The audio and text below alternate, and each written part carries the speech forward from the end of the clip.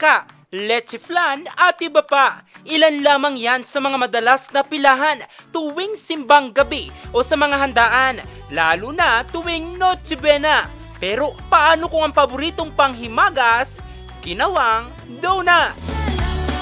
Ito ngayon ang pakulo ng isang cafe sa Baguio City.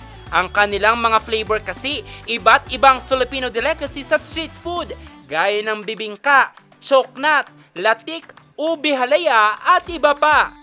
Filipino tradition, they always will have kakanin. Bakit? Diba? Pag sinabing Pasko, they want it na united, dikit-dikit. There's a saying na gano'n na we always serve kakanin or bibingka during Christmas for Filipino table.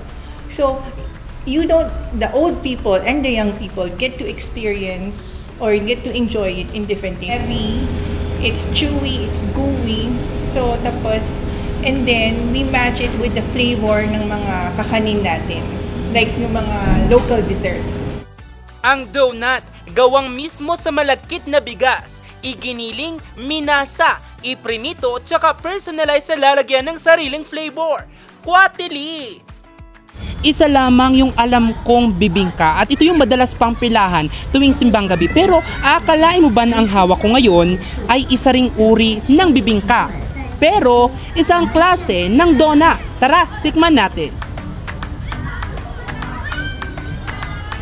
Mga ka-RNG, ramdam na talaga ang Pasko feels. Lalo na kapag natikman itong bibingka pero donut dahil lasang-lasa yung traditional na flavor ng bibingka. Meron tayo ditong itlog na maalat, keso at syempre hindi rin mawawala kapag usaping bibingka ang mantikilya.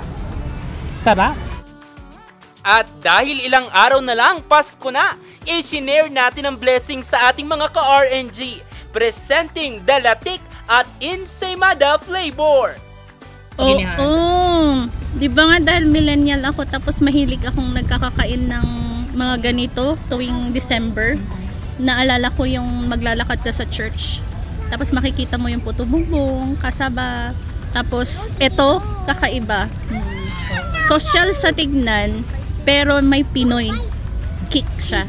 Hindi lang siya yung regular na na bibilhin mo sa kanto.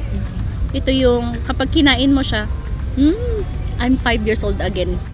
Talagay bumalik talaga, panlasa. Kasi napakasarap talaga. Patok din ang donut sa panlasan ng mga bata.